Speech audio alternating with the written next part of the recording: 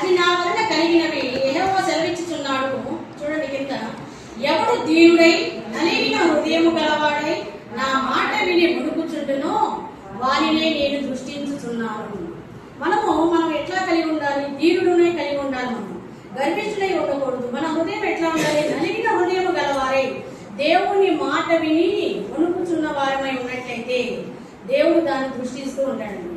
దేవుడు చూస్తూ ఉంటాడు, మన ప్రార్థన ఆలకిస్తూ ఉంటాడు. మనం ఇటువంటి మనస్సు లేకుండా మనం దేవుని సన్నిధానంలో ఎంత కన్నీటి ప్రార్థన చేసినా దేవుడు మన మనవిని ఆలకించడు. ఈ కీర్తన మనకి ఈ కన్నీటి ప్రార్థన అనేటువంటి అంశంలో 57వ అధ్యాయం యెషయా గ్రంథంలోనే చూడండి 15వ వచనం చూసినట్లయితే 57వ అధ్యాయం 15వ వచనంలో కూడా ఆయన ఆజ్ఞ ఇచ్చుచున్నాడు. మహాగణుడు, మహోన్నతుడు, పరిశుద్ధుడు, నిత్య నివాసి అయిన వాడు ఇలాగ సెలవిచ్చుచున్నాడు. నేను మహోన్నతుడును, పరిశుద్ధమైన స్థలములలో నివసించువాడును, అయినను వినయము గల వారి ప్రాణమును ఉజ్జీవింపచేయుటకును, నలిగిన వారి ప్రాణమును ఉజ్జీవింపచేయుటకును, వినయము గల వారి యొద్దను, దీన మనస్సు గల వారి యొద్దను నివసించుచున్నాను. దేవుడు ఎవరికాడ నివసిస్తూ ఉంటాడు? నలిగిన వారి ప్రాణమును ఉజ్జీవింప చేయడానికి వినయము గల వారి యొద్దను అంటండి, దీన మనస్సు గల వారి యొద్దను దేవుడు నివసింప చేస్తూ ఉంటాడు. మనం ఇటువంటి హృదయాన్ని కలిగి ఉన్నట్లయితే మన యొక్క భక్తి జీవితంలో క్రీస్తుని రక్షకులుగా అంగీకరించినటువంటి మన హృదయం ఏ విధంగా ఉంది? మనం వినయం కలిగి ఉంటున్నామా? దీన మనస్సును కలిగి ఉంటున్నామా? మన హృదయంలో కాఠిన్యము లేకుండా మన హృదయంలో కన్నీటితో ప్రార్థన చేసేటువంటి అనుభవం మనలో ఉన్నట్లయితే ఇటువంటి హృదయాన్ని మనం కలిగి ఉండాలి. ఇటువంటి హృదయాన్ని మనం కలిగి ఉన్నట్లయితే దేవుడు మన ప్రార్థనను ఆలకించువాడుగా ఉంటాడంట. నిజంగా దేవుని సన్నిధానంలో విరిగి నలిగినటువంటి మనస్సు వారి దగ్గరికి దేవుడు దగ్గరగా జీవిస్తుంటాడు. నిజంగా మన హృదయం అటువంటిది కలిగి ఉన్నట్లయితే మన ప్రార్థన ఖచ్చితంగా ఆలకిస్తాడంటండి. దేవుడు మనకు దగ్గరగా వస్తాడంట. మన ప్రార్థనకు జవాబు రావడం ఆలస్యమైనా సరే దేవుడు దాన్ని నెరవేరుస్తాడంటండి. ఎప్పుడు నెరవేరుస్తాడు? మనము అహంకారంతో మన హృదయాన్ని కాఠిన్యం చేసుకొని ఇతరుల మీద కోపంతో మనం ప్రార్థన చేసే కాదు, మన హృదయాన్ని మనం తగ్గింపు జీవితాన్ని కలిగి మన హృదయాన్ని విరిగి నలిగిన హృదయంతో మనము దేవుడి సన్నిధానంలో ప్రార్థన చేసినట్లయితే ఆయన మనకు దగ్గరగా వస్తాడండి. ఆయన మనకు దగ్గరగా రావాలి అంటే మనం ఇటువంటి మనసును కలిగి ఉండాలి. నీ ప్రార్థన వినాలి అంటే దేవుడు మన ప్రార్థన మనం ఏం చేయాలి? దేవుని సన్నిధానానికి చేరాలి అంటే ఏం చేయాలి? కన్నీటి ప్రార్థన చేయాలి. మన ప్రార్థన చేయట్లేదు, మనకు జవాబు రావట్లేదు అంటే మన హృదయం కాఠిన్యంగా ఉన్నట్లేదు, మన హృదయం అనాలోచితంగానే ఉన్నట్లు. మన హృదయంలో మన యొక్క జీవితంలో మన హృదయంలో ఏదైనా మనం అనాలోచితంగా దేవుడు ప్రార్థన చేసినా సరే దేవుని యొక్క సన్నిధానానికి చేరండి. దేవుడు మనకు దగ్గరగా రాడండి. ఎందుకు రాడు? మన హృదయం ఏ విధంగా ఉంది? వాక్యం మన హృదయంలో ఉంటుందా లేదా? దేవుని మాటకు మనం విధేయత చూపిస్తున్నామా లేదా? దేవుని మాటకు లోపడుతున్నామా లేదా? ఇవన్నీ దేవుడు మనకి ఈ 119వ కీర్తన మనకి నేర్పిందంతా అదే. దేవుడు వాక్యం ద్వారా మీరు బలపరచబడతారు, వాక్యం నన్ను నడిపిస్తుంది, త్రోవలు వెలుగు చూపిస్తుంది అని మనతో మాట్లాడుతూ ఉన్నాడు. ధర్మశాస్త్రం మనకి నేర్పుతూ ఉంది. మనం దేవుని ఆజ్ఞల గురించి తెలుసుకున్నాము, ఉపదేశాలను కట్టడం అనేక విషయాలు నేర్చుకున్నాము. వీటన్నిటిని అనుసరిస్తేనే దేవుని సన్నిధానంలో మనము ఇరిగి నలిగినటువంటి హృదయంతో దేవుని సన్నిధానంలో ప్రార్థన చేయగలము. నిజంగా దేవుని సన్నిధానంలో మన యొక్క భారాన్ని దేవునితో మనము తొలగించాలి అంటే, ఆయన మీ దగ్గరికి రావాలి అంటే మన మనసులో ఎన్నో భారాలు ఉంటాయండి. ఎంతో భారం కలిగి ప్రార్థన చేస్తూ ఉంటాం. ఒక్కోసారి దేవుని సన్నిధానంలో మన భారం అంతా ఎవరికి చెప్పుకోవాలి అర్థం కాక దేవుని సన్నిధానం మోకరించి కన్నీటి ప్రార్థన చేస్తూ ఉంటాం. ఆ ప్రార్థనకు జవాబు రావాలి అంటే, దేవుని సన్నిధానానికి చేరాలి అంటే మన మనస్సు కాఠిన్యం లేకుండా దేవుని సన్నిధానం విరిగి నలిగినటువంటి హృదయంతో మనము ప్రార్థన చేయాలి. నిజంగా దేవుడు ఇచ్చినటువంటి వాగ్దానంలో నూతన హృదయం దేవుడు మనకి ఇస్తాడండి. మనం క్రీస్తుని రక్షకులుగా అంగీకరించి దేవుని సన్నిధానంలో మనము మన హృదయంలో మార్పు వచ్చినట్లయితే, హృదయంలో మన వాక్యం ఉన్నట్లయితే మనకి దేవుడు నూతన హృదయాన్ని ఇస్తాడు, తన ఆత్మను మనకు అనుగ్రహిస్తాడు. నిజంగా దేవుని సన్నిధానంలో వాక్యం చెప్పాలనేటువంటి అనుభవం కలిగి ఉన్న మనకి లేకపోయినా సరే దేవుడు మనం ఎందుకు ఏర్పరచుకుంటున్నాడు? మనం దేవుని ఆత్మతో నింపబడాలి. దేవుడు మనతో మాట్లాడుతూ ఉన్నాడు. ఈ వాక్యాలతో మనతో ఎందుకు మాట్లాడుతున్నాడు అంటే దేవుని యొక్క చిత్తమే అండి. నిజంగా దేవుని సన్నిధానంలో ఈ 3 రోజుల ప్రార్థనలో మొదటి రోజు ప్రార్థనకే నాకు ఆటంకం. నాకు అసలు ప్రార్థన అంటేనే ఆటంకాలు ఎక్కువ. వద్దామనుకుంటే ఊరి నుంచి చుట్టాలు కరెక్ట్గా వాళ్ళకి టిఫిన్ పెట్టాలి. నేను మళ్ళీ వచ్చి పెడతాను, 9 గంటలకు రమ్మని చెప్పాను. అమ్మవాడు లేదు, సరే మనం ప్రార్థన మార్కెట్కి వెళ్ళి మేము బయట తెచ్చుకుంటాము. నిన్నేమో ఒంగోలు పోవాల్సిన పని, ఇంకొక సెలబ్రేషన్ ఒక పని. ఇవాళేమో మా ఫ్రెండ్స్ వచ్చి ఇంటికాడ కూర్చున్నారు, నేనేంటో ప్రాంతానికి వెళ్ళాలి. చూడండి, ఆటంకాలు సాతాను మనల్ని ప్రేరేపిస్తూ ఉంటుంది, మనల్ని వెళ్లకుండా చేయడానికి, మనల్ని దూరం అవడానికి. మనం దేవుడికి దగ్గర అవుతాం అనుకున్న సమయానికి మనల్ని దూరం చేస్తూ ఉంటుంది. మన యొక్క దూరం చేస్తున్న మన ప్రవర్తన, మనం ఏ విధంగా దేవుడి దగ్గరగా రావాలి, దాన్ని ఓడించి మనం దగ్గరికి రావాలి. నిజంగా ఈ అనుభవం నేను ఈ 3 రోజులు గమనిస్తూనే ఉన్నానండి. ఇంకా నాకు ఎన్ని ఆటంకాలు జరుగుతాయి ఏ రోజు రావడానికి.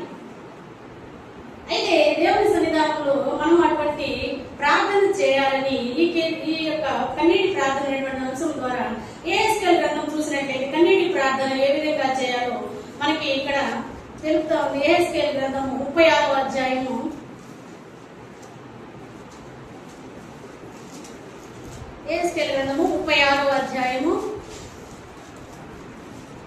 26వ వచనం చూసినట్లయితే, నూతన హృదయమును మీకు ఇచ్చేదను, నూతన స్వభావము మీకు కలుగజేసేదను, రాతి గుండె మీలో నుండి తీసివేసి మాంసపు గుండెను మీకు ఇచ్చేదను, నా ఆత్మను మీ అందుంచి నా కట్టలను అనుసరించి వారికి గాను నా విధులను గైకొను వారికి గాను మిమ్మును చేసేదను. చూడండి, దేవుని సన్నిధానం యెహెజ్కేలు గ్రంథంలో దేవుడు మనతో మాట్లాడుతున్నాడు. నూతన హృదయాన్ని దేవుడు మనకి ఇస్తాడంట, నూతన స్వభావాన్ని మనకు కలుగజేస్తాడు, మన యొక్క రాతి గుండెని తీసివేసి మాంసపు గుండెని మనకి ఇస్తాడు, ఆయన ఆత్మతో మనల్ని నింపుతాడు అంటండి. మనము తన ఆత్మతో మనల్ని నింపి ఏం చేస్తాడు అంటే, నా కట్టలను అనుసరించి వారు గాను నా ఉపదేశాలను అనుసరించి గైకొనే వారి గాను మిమ్మును చేసేదను అంటున్నాడు. నిజంగా దేవుని సన్నిధానంలో ఇటువంటి ప్రార్థనా జీవితాన్ని మనము కలిగి ఉండాలని హెబ్రీ పత్రిక 5వ అధ్యాయం 7వ వచనంలో కూడా మన యొక్క ప్రార్థనా జీవితం ఏ విధంగా ఉండాలో, కన్నీటి ప్రార్థనా జీవితము ఈ యొక్క గ్రంథకర్తలు రాస్తూ హెబ్రీ పత్రిక 5వ అధ్యాయము 7వ వచనంలో చూసినట్లయితే, శరీరధారి అయి ఉన్న దినములలో మహారోధముతోనూ కన్నీళ్లతోనూ తనను మరణం నుండి రక్షింపగల వారికి ప్రార్థనలను యాచనలను సమర్పించి భయభక్తులు కలిగి ఉన్నందున ఆయన అంగీకరింపబడెను. పైన రాసినటువంటి వాక్యం చూడండి, నీవు నా కుమారుడు, నేను నిన్ను కనికరై ఉన్నాను అని ఆయనతో చెప్పిన వాడే ఆయన మహిమపరచును. ఆ ప్రకారమే నీవు మెల్కీసెదెకు యొక్క క్రమము చొప్పున నిరంతరము యాజకుడువై ఉన్నావు అని మరి ఒక చోటు చెప్పుచుండెను. శరీరధారి అయినటువంటి దినములలో దేవుడు శరీరధారి అయి మనకి లోకంలోనికి ఎత్తుగా తనను తాను తగ్గించుకొని వచ్చినటువంటి దేవుడు రోదనతోనూ కన్నీళ్లతోనూ తన మరణం నుండి రక్షింపగల వారికి ప్రార్థనలను యాచనలను సమర్పించి భయభక్తులు కలిగి ఉన్నందున ఆయన అంగీకరింపబడిను అంటున్నాడండి. నిజంగా దేవుని సన్నిధానం కన్నీటి ప్రార్థన మనం చేయాలి అంటే, దేవుడు మనం చేసినట్లయితే ఏ విధంగా మనల్ని దీవిస్తాడో ఈ యొక్క కన్నీటి ప్రార్థన అంశంలో మనం తెలుసుకుంటూ ఉన్నాం. ఏం చేస్తాడు దేవుడు? మనం కన్నీటి ప్రార్థన చేసినట్లయితే నూతన స్వభావాన్ని ఇస్తాడు, నూతనత్వాన్ని మనకి నూతనమైనటువంటి హృదయాన్ని కలుగు చేస్తాడు. మన హృదయంలో వీరికి కలిగినటువంటి హృదయాన్ని కలిగి ఉన్నట్టు మనల్ని దేవుడు దీవిస్తూ ఉంటాడు. అయితే మనము తగ్గింపు జీవితాన్ని కలిగి ఉండాలని ఈ ప్రభు మనతో మాట్లాడుతూ, మనలో ఉండాల్సిన లక్షణాలు ఏంటి? మనలో ఏముండాలి? తగ్గింపు జీవితం ఉండాలి, దీనత్వం ఉండాలి, మరియు విధేయత మనలో ఉండాలి. అంతే కదండి, ఇవన్నీ మనలో ఉంటే నలిగిన హృదయాన్ని కలిగి ఉండాలి. ఎవరైనా మనల్ని దూషించినా మనం దేవుని సన్నిధానం వారి గురించి ప్రార్థన చేసిన వారిగా ఉండాలి.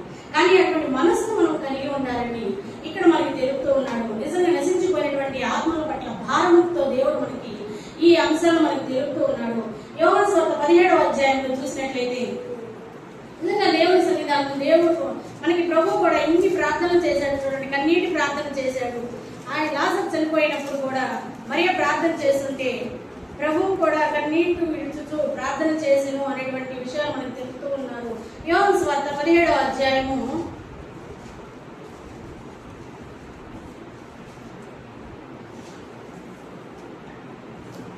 17వ అధ్యాయంలో చూసినట్లయితే మనము దేవుని సన్నిధానంలో ఈ 17వ అధ్యాయం అంతా మనం చూసినట్లయితే యేసు మాట చెప్పి ఆకాశం వైపు కన్నులెత్తి, తండ్రి నా గడియ వచ్చుచున్నది అంటున్నాడు. నిజంగా తండ్రి యొక్క చిత్తానుసారంగా దేవుడు ఈ లోకానికి వచ్చి మనలను పాపుల నుండి మనల్ని రక్షించి మనలను పరిశుద్ధులుగా చేసి ఆయన మహిమైశ్వర్యం నుండి ఆయన తగ్గింపు జీవితాన్ని కలిగి ఉండి 4వ వచనంలో అంటున్నాడు, చేయుటకు నీవు నాకు ఇచ్చిన పని నేను సంపూర్ణంగా నెరవేర్చి భూమి మీద నిన్ను మహిమపరిచితిని. తండ్రి లోకమును పుట్టక మునుపు నీ యొద్ద నాకు ఏ మహిమ ఉండెనో ఆ మహిమ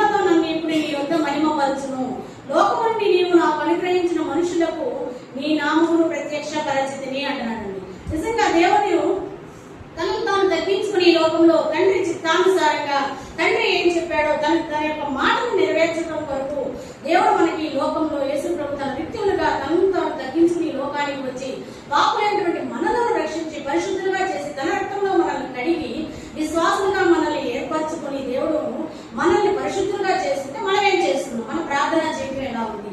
కన్నీటి ప్రార్థనతో మనం దేవుడిని ప్రార్థిస్తున్నామా లేదా? ఈ యొక్క యోహాను సువార్తలోని చూడండి, ఇక్కడ 24వ వచనంలో తండ్రి నేను ఎక్కడ ఉంటునో అక్కడ నీవు నాకు అనుగ్రహించిన వారును నాతో కూడా ఉండవాలననియు నీవు నాకు అనుగ్రహించిన నా మహిమ వారు చూడవాలననియు కోరుచున్నాను అంటున్నాడండి.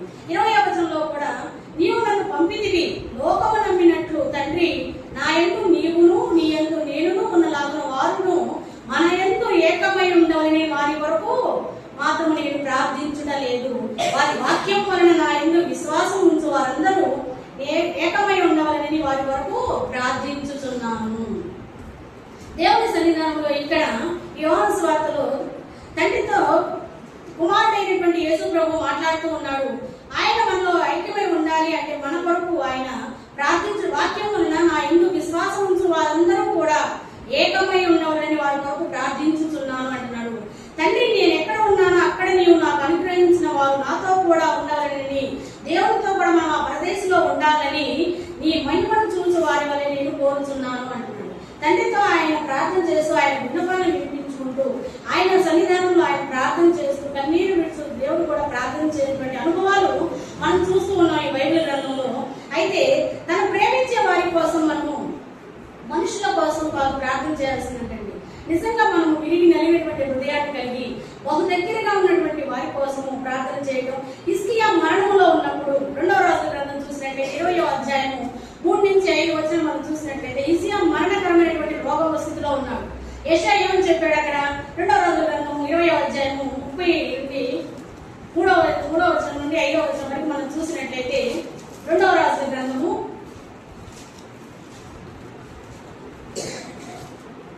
20వ అధ్యాయంలో హిజ్కియా ఆ దినంలో హిజ్కియాకు మరణకరమైనటువంటి రోగము కలుగగా ఆమోసు కుమారుడు ప్రవక్త యెషయా ఎద్దకు వచ్చి నీవు మరణమవుతున్నావు, బ్రతుకవు గనుక నీ ఇల్లు చక్కబెట్టుకునమని యెహోవా సెలవిచ్చుచున్నాడని చెప్పగా దేవుడు తనతో మాట్లాడినటువంటి విషయాన్ని హిజ్కియాకు చెప్తున్నాడు. నువ్వు మరణకరమైనటువంటి రోగాన్ని కలిగి ఉన్నావు, నువ్వు చనిపోతావు, నాకు దేవుడు నాతో మాట్లాడుతున్నాడు, నీ ఇల్లు నువ్వు చక్కబెట్టుకో అని అంటుంటే హిజ్కియా ఏం చేశాడు చూడండి, ఇక్కడ నీ ఇల్లు చక్కబెట్టుకుని యెహోవా సెలవిచ్చుచున్నాడని చెప్పగా అతడు తన ముఖమును గోడ త్రట్టు తిప్పుకొని యెహోవా యథార్థవంతుడును యథార్థ హృదయముడై సత్యముతో నీ సన్నిధిని నేనెట్లు నడుచుకుంటును, నీ దృష్టికి అనుకూలముగా సమస్తము నేనెట్లు జరిగించుతును, కృపతో జ్ఞాపకము చేసుకోమని హిజ్కియా కన్నీళ్లు విడుచుతూ యెహోవాను ప్రార్థించెను.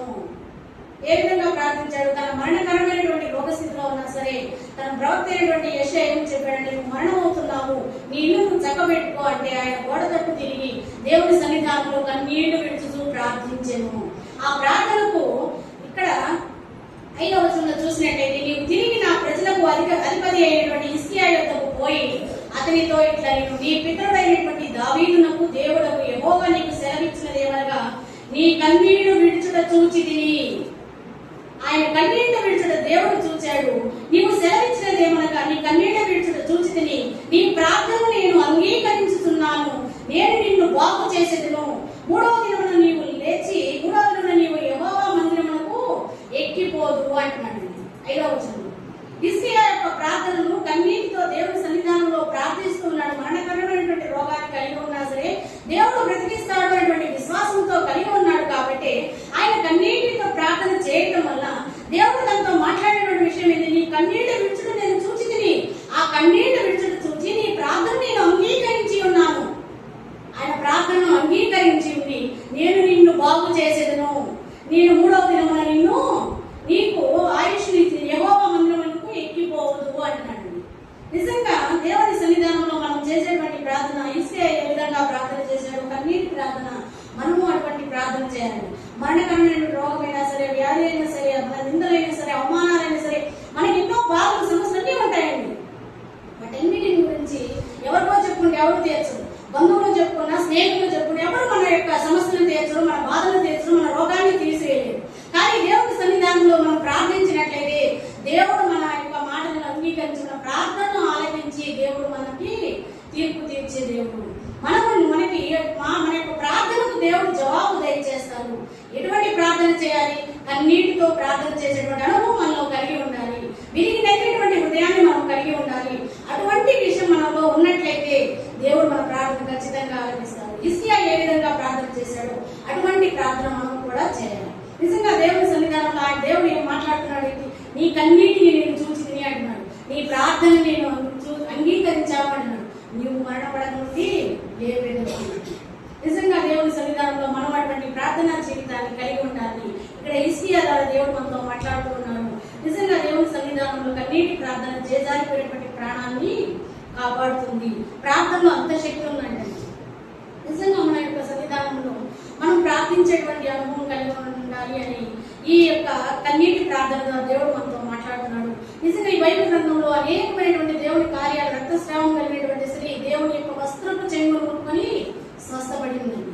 ఊసపాత కలిగినటువంటి చేయగలిగినటువంటి దేవుడు ఏం చెప్పాడు? చేయి చాపు అనగానే తన చేయి వచ్చిందండి. నిజంగా గుడ్డివాడైనటువంటి అతనికి కళ్ళు వచ్చాయి. ఎన్ని కార్యాలు దేవుని కార్యాలు చూస్తున్నా కానీ ఆ ప్రజలు ఏం చేశారు? చివరి దశలో దేవుణ్ణి అప్పగించేశారు. ఎవరు అని తెలియకుండా మాట్లాడేశారు. నిజంగా అటువంటి స్థితిలో మనము కూడా ఉన్నామని ఈ యొక్క కన్నీటి ప్రార్థన అనేటువంటి అంశం ద్వారా దేవుడు మనతో మాట్లాడుతూ ఉన్నాడు.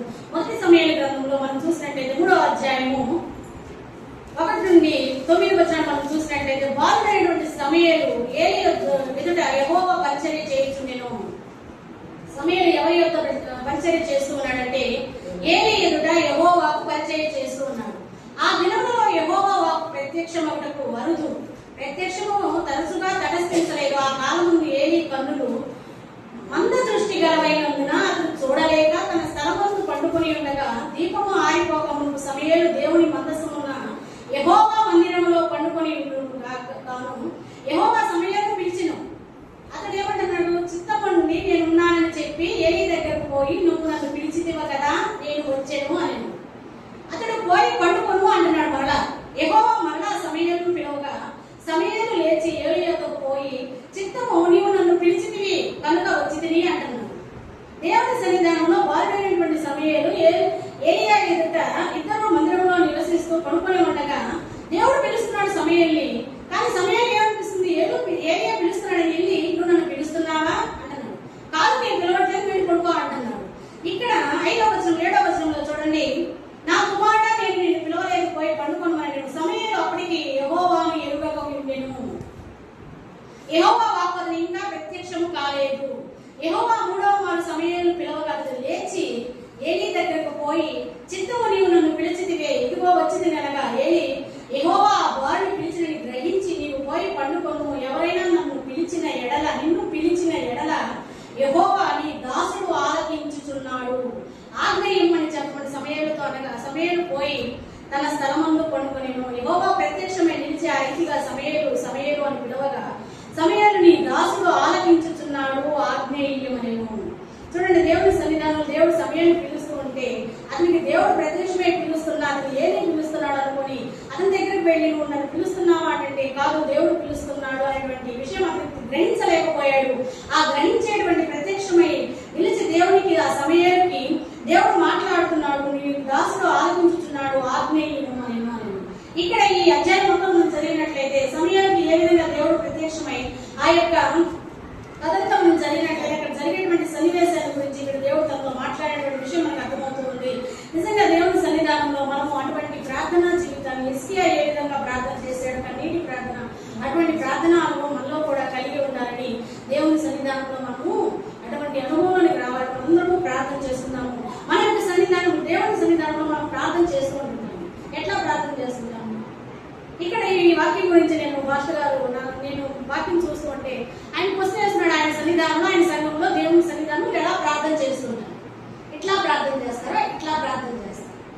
మనం ఇట్లా ప్రార్థన చేస్తాం. మన 5 వేళ్ళు ఎట్లా చూపిస్తున్నాయి? ఈ వేలు చూపిస్తుంది. బొట్టన వేలు ఎవరి వైపు చూపిస్తుంది? మన వైపు చూపిస్తుంది. చూపుడు వేలు ఎలా చూపిస్తుంది? ఒక్కొక్క వేలు ఒక్కొక్క లేటర్ మనం వారి వరకు ప్రార్థన చేయాలండి. ఈ బొట్టన వేలు అనేటువంటిది మన యొక్క ఆత్మీయుల గురించి, మన యొక్క ప్రార్థన జీవితాల గురించి, నీకు దగ్గరగా ఉన్న వారి గురించి ప్రార్థన చేయాలి. 2వ ఏలు బాధించి అంటే మనల్ని బోధించేటువంటి వారు. మనము ఇట్లా అంటుంటాము, పిల్లలైనా సరే పెద్దవాళ్ళు పిల్లలైనా సరే అంటారు, ఎవరైనా మన కోపంగా మాట్లాడుతూ ఇట్లా అంటాం. ఇది మనం ఏం దీన్ని అర్థం చేసుకోవాలి? బోధించే వారి కోసం. ఒక టీచర్ ఒక పిల్లలు ఏ విధంగా బోధిస్తుంది? కాల్ చేసినా సరే, వినకపోయినా సరే, మనకు అర్థం కాకపోయినా సరే, టీచర్ ఇట్లా మాట్లాడుతూ ఉంటుంది. నీకు అర్థం కావట్లేదా అంటే ఏం చూపిస్తుంది? బోధించే వారి కోసం అంటే ఈ ఏం మనకు చూపిస్తుందండి. మనకి దేవుడు ఏం బోధిస్తున్నాడు, మనకి దేవుడు మనతో ఏం మాట్లాడుతున్నాడు అనేటువంటి వాక్యం మనం దాని గురించి ప్రార్థన చేయాలండి. ఈ మొదటి వేరేమో మనకు దగ్గరగా ఉన్నటువంటి, మనం దేవుడితో దగ్గరగా ఉన్నటువంటి సంబంధాన్ని కలిగి ఉండాలని మనం ప్రార్థన చేయాలి. రెండోది, మనం దేవుడు ఏం మాట్లాడుతున్నాడు, దేవుడు మనకి ఏం హెచ్చరిస్తున్నాడు, దేవుడు మనతో ఏ విధంగా మాట్లాడుతున్న వాక్యం మనకి ఏ విధంగా హెచ్చరిస్తుంది, బోధించేటువంటి దేవుని వాక్యం గురించి మనం ప్రార్థన చేయాలి. మూడవది ఈ ఏడు గురించి దేవుడు మాట్లాడుతున్నాడు. మనం అందరికంటే ఉన్నతమైనటువంటి స్థానంలో ఉండడానికి అధికారుల కోసం, పరిపాలించేటువంటి వారి కోసం ప్రార్థన చేయాలండి. నాలుగవ ఫిగర్ ఏంటి అంటే బలహీనమైనటువంటి అంటే ఏమీ చేయలేని స్థితిలో అంటే ఈ ఏళ్ళకి ఏదైనా మనం పని చెప్పగలమండి, ఈ ఏళ్ళు మేము పని చేయగలము, ఇట్లా 5 వేలు కలిస్తేనే మనం పని చేయగలము. ఈ ఏళ్ళు బలహీనమైనటువంటిదండి. బలహీనమైనటువంటి స్థితిలో ఉన్న వారి కోసము, అచేతమైనటువంటి స్థితిలో ఉన్న వారి కోసము, ఏ యొక్క అనారోగ్యంతో ఉన్న వారి కోసం ప్రార్థన చేయాలండి. ఈ ఏళ్ళు మనకు అది చూపిస్తుందండి. 5వ వేలైనటువంటి ఈ చిటికిన వేలు అనేది మన కోసం ప్రార్థన చేయాలండి. మన కోసం ప్రార్థన చేయాలి. మొదటిది ఏమో మనం ఏం చేయాలి? మన కోసం ప్రార్థన చేసేది చివరిదండి. మన కోసం ప్రార్థన చేయాలి. చివరి వచనంలో మనం ప్రార్థన చేయాలి. దేవుడు మనతో ఏ విధంగా ఉంటాడో, మనము ప్రార్థన అనేటువంటిది మనకు దగ్గరగా ఉన్నటువంటి వారి కోసం, దేవుడు మనకు ఉన్నటువంటి సంబంధాన్ని గురించి మనం ప్రార్థన చేయాలి. దేవుడు మనకి ఏం బోధిస్తున్నాడో దాని గురించి ప్రార్థన చేయాలి. అధికారుల కోసం మనం ప్రార్థన చేయాలి. బలహీన స్థితిలో ఉన్నటువంటి వారి కోసం ప్రార్థన చేయాలి. చివరిగా మన కోసం ప్రార్థన చేయాలి. మనం ఏం చేస్తున్నాం? మన ప్రార్థనలో, మన యొక్క జీవితంలో, మన ప్రార్థన జీవితంలో మనం ఏం కోరుకుంటున్నాం? నిజంగా దేవుని సన్నిధానంలో మన యొక్క ప్రార్థన అంట దేవునికి అనుసంధానంగా ఉండాలి. కన్నీటితో మనం ప్రార్థన చేయాలండి. ఏదో మనం ముఖ్య గుర్తు పెట్టుకోవాలండి. మనం దేవునితో ఉన్నటువంటి అనుబంధాల గురించి, దేవుడు మనకు ఏ విధంగా బోధిస్తున్నాడు, బలహీనమైనటువంటి వారి కోసం, అధికారుల కోసం మనం ప్రార్థన చేస్తూ చివరిగా మన కోసం మనం ప్రార్థన చేస్తాం. అటువంటి 5 వేల యొక్క ప్రార్థన గురించి ఈ యొక్క బైబిల్ యొక్క చరిత్రలో నేను యూట్యూబ్ లో చూసుకుంటే ఇట్లా అన్నిటి ప్రార్థన గురించి భాషగా చెప్తున్నాను. మనం ఇట్లా ప్రార్థన చేస్తాము, ఇట్లా చేస్తుంటాం. అలా ఏళ్ళు చూపిస్తుంది అంటే మనం ఇట్లా చేస్తుంటాం. ముందు మన కోసం ప్రార్థన చేసుకుంటూ తర్వాత అందరి కోసం ప్రార్థన చేస్తుంటాం. అంతేగాని మన ప్రార్థనా జీవితంలో మనం ఇంట్లో గృహంలో ప్రార్థన చేస్తుంటాం. మొదట ఎవరి కోసం ప్రార్థన చేస్తాం? మన కోసం మనం ప్రార్థన చేసుకుంటాం. కానీ ఈ బైబిల్లో ఈ యొక్క పాస్టర్ గారు చెప్తున్నారు, మన యొక్క ప్రార్థనా జీవితం ఏ విధంగా ఉండాలంటే మన గురించి ప్రార్థన చివరిగా ఉండాలి. మనము దేవుడితో ఉండే సంబంధాన్ని మొదట ప్రార్థన చేయాలి. బోధించేటువంటి వాక్యాన్ని గురించి మనం ప్రార్థన చేయాలి. బలహీనమైనటువంటి వారి కోసం ప్రార్థన చేయాలి. అచేతన స్థితిలో ఉన్నటువంటి వారి కోసం ప్రార్థన చేయాలి. అధికారుల కోసం ప్రార్థన చేయాలి. ఆ నిత్య రాజ్యంలో మనం చేరాలి అంటే ఆ పరలోకంలో తండ్రి కోసము, ఆ యొక్క సన్నివేశాన్ని మనం చేరాలి అంటే ఆ పరలోకంలో ఆయన కోసం మనం ఏ విధంగా చేయాలని ప్రార్థన చేయాలి. అధికారుల కోసమే కాదు, ఆ లోకంలో ఉన్నటువంటి పరలోకపు తండ్రి కోసం మనము ఏ విధంగా సన్నిధానం చేయాలని ప్రార్థన చేయాలి. చివరిగా మన కోసం ప్రార్థన చేయాలి.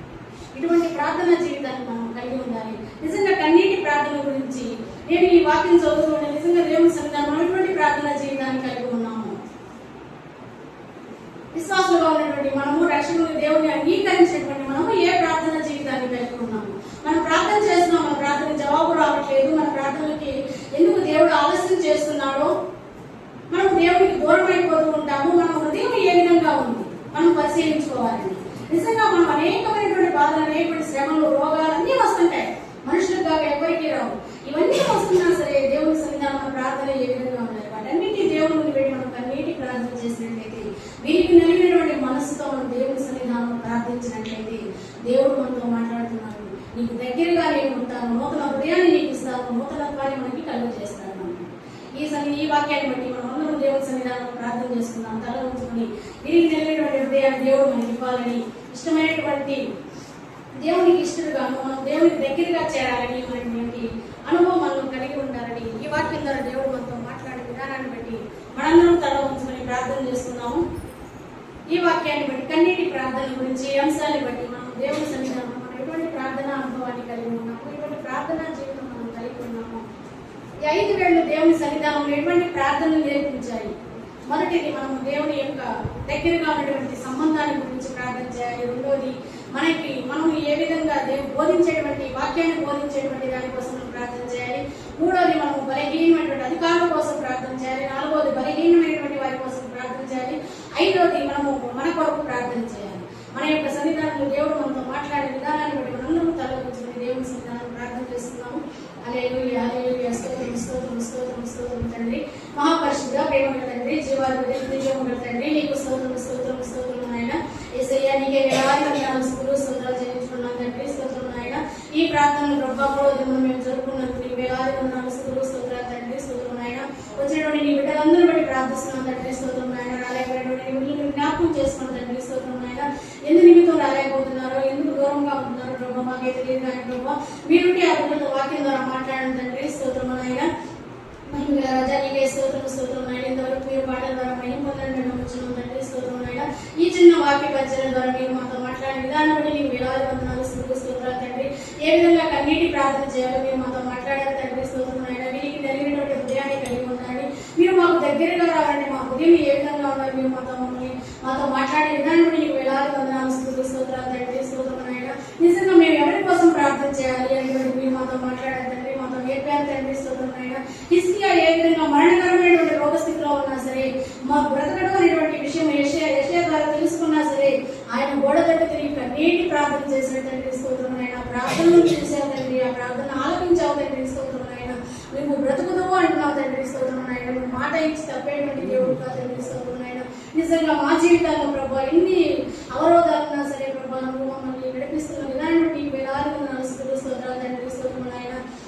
మహిమగల రాజా నీకే స్తోత్రం స్తోత్రం నాయన. ఇంతవరకు ప్రభావ వాక్యం ద్వారా మమ్మల్ని బలపరుస్తున్న నీ వందనాలు తండ్రి, స్తోత్రం నాయన. 7 మాటల ధ్యానంలో కూడా నీ బిడ్డలు మీరు జ్ఞాపకం చేసుకుని తండ్రి, స్తోత్రం నాయన.